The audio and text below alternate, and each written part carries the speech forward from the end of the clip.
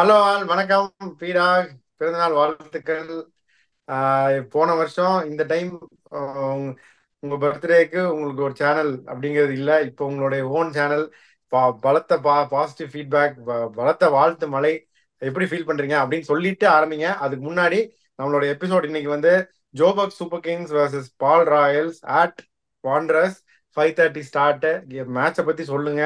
அதுக்கு முன்னாடி நீங்க எப்படி ஃபீல் பண்றீங்கன்னு சொல்லிட்டு சொல்லுங்க. இந்த சேனலை ஆரம்பிக்கிறதுக்கு காரணமே நீங்க தான். அதனால உங்க சேனல் அப்படின்னு பிரிச்சு பேசாதீங்க. ஏன்னா என்னை புஷ் பண்ணதே நீங்க தான். சும்மா ட்வீட் போட்டுட்டு இருக்கீங்க, இவன் இத்தனை ஓவர்ல இவ்வளவு அடிக்கணும், அவன் அத்தனை ஓவர்ல இவ்வளவு அடிக்கணும்னு. எத்தனைவோ சேனல் இருக்கு, நீங்க ஏன் உங்க தாட்ஸை கொடுக்க மாட்டேன்றீங்க அப்படின்னு சொல்லி இந்த பாதைக்கு என்னை கொண்டு வந்தது நீங்க தான்.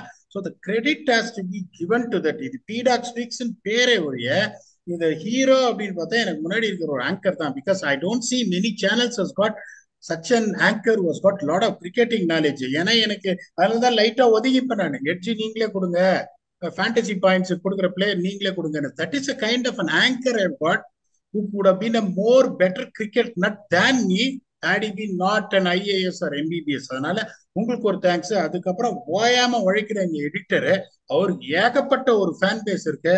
அவரோட பேர் அரவிந்த். Thanks a lot. இப்ப கேக்குறீங்க, இப்போ ஒரு ஜோஷோட சொல்ல போறேன். ஏன்னா போன மேட்ச் ஒரு இடி இடிச்சு ஜெயிச்சிருக்காங்க. திருப்பி அதே வாண்டரஸ்ல, அதே ஹோம் டவுன்ல வாண்டரஸ்ல அந்த டீம் கரெக்டா போலிங் ரிசோர்ஸ் யூஸ் பண்ணா அவங்க ஜெயிக்க முடியாது. இப்ப கேப்டவுனோட என்ன பண்ணாங்க, டாஸ் வின் பண்ணி போலிங் போட்டு அந்த இதுல அதுவும் பர்டிகுலரா ஸ்பின்னர்ஸ் எல்லாம் எடுத்த உடனே கொண்டு ஒரு மாதிரி பண்ணாங்க. லாஸ்ட் மேட்ச் அந்த தப்ப பண்ணாங்க. இம்ரான் டாயிருக்கு ஒரு ஓவர் கொடுத்தாங்க, பெருசா ஒன்னும் அஃபெக்ட் ஆகல. இப்ப பாத்தீங்கன்னா திருப்பியும் the same thing we have to say. Team batting first இந்த லாஸ்ட் 10 மேட்ச்ல 1-7 வித் 70% சக்சஸ். ஆனா 186 average score batting first, 169 average score batting second போது நீ 167 20 ரன் கம்மியா ஆச்சுங்கன்னா இந்த கட்டாந்தர வாண்டரஸ் சேஸ் பண்ண முடியாது. Inspite of that highest chase being 182 for 2. இது ஸ்மூத் பேசேஜ் எல்லாம் கிடையாது. எடுத்தோடனே ஃபாப் டூ பிளேஸ் அவுட் ஆயிட்டாரு.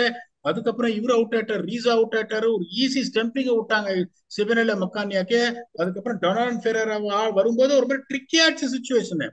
18 ஓவர்ல ஜெயிச்சிட்டாங்க போது ஈஸியா இருக்கு.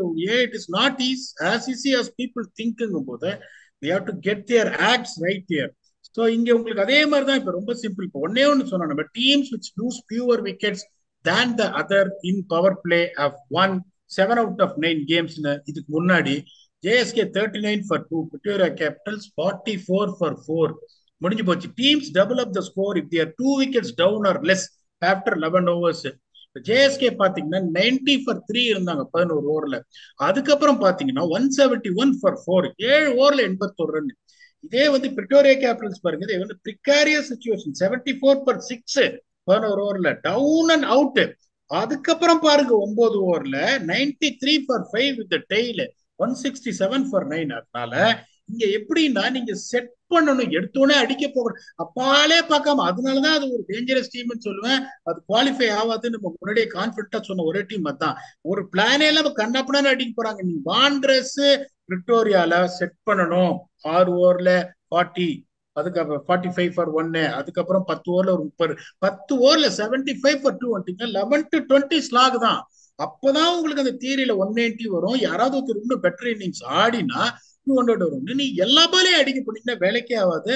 ஹோப் திஸ் பீப்புள் வில் இப் தே பேட் ஃபர்ஸ்ட் 225 வேணும் 300 வேணும் அந்த மாதிரி யோசிச்சு ஃபர்ஸ்ட் 6 ஓவர்ல விக்கெட் போயிடக்கூடாது. இவங்க பெருசா எதுவும் டீமை சேஞ்ச் பண்ண மாட்டாங்க.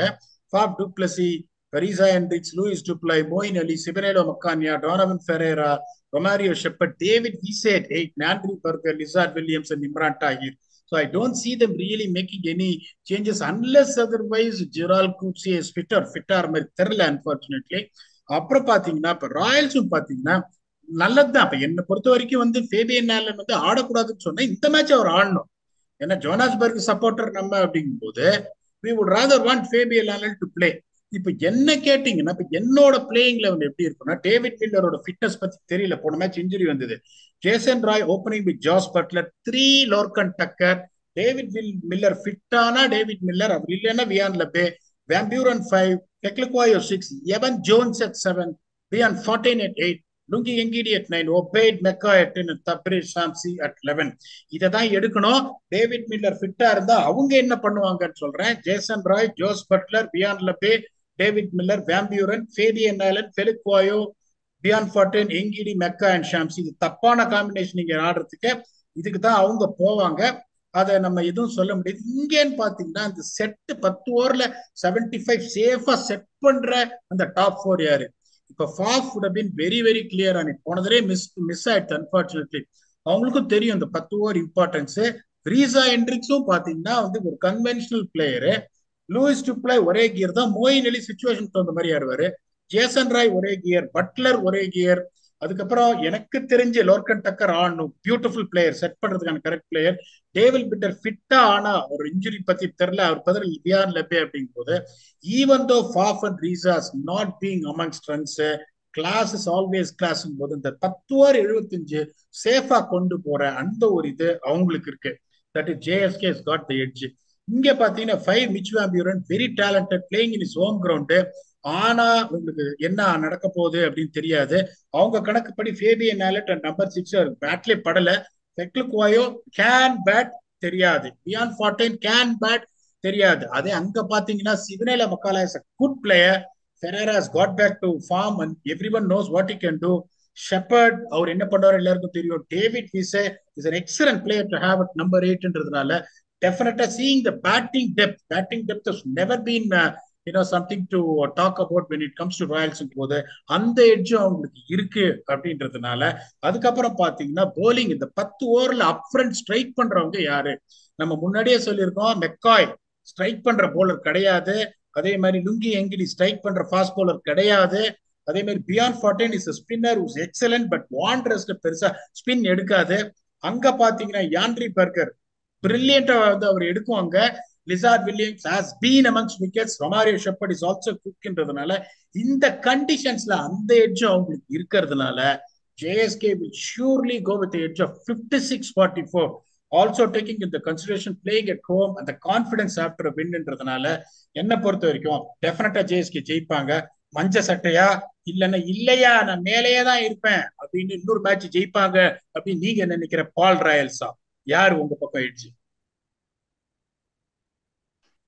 ஜேஎஸ்கே தான் பீடா. ரெண்டாவது வின் அவங்க எடுத்துருவாங்க அப்படின்னு நான் நினைக்கிறேன். மேலேயே யாரும் இருக்க முடியாது, ஏன்னா இப்ப நம்ம எல்லாம் ஜனவரியில இருக்கோம் அப்படின்னு சொல்லி ஒரு மொக்க ஜோக்க சொல்லிட்டு ஜேஎஸ்கே எட்ஜ நீங்க சொல்ற எட்ஜ நான் ஃபுல்லா சப்போர்ட் பண்றேன். ஆன் த நோட் இப்போ ஃபேண்டசி பிக்ஸ்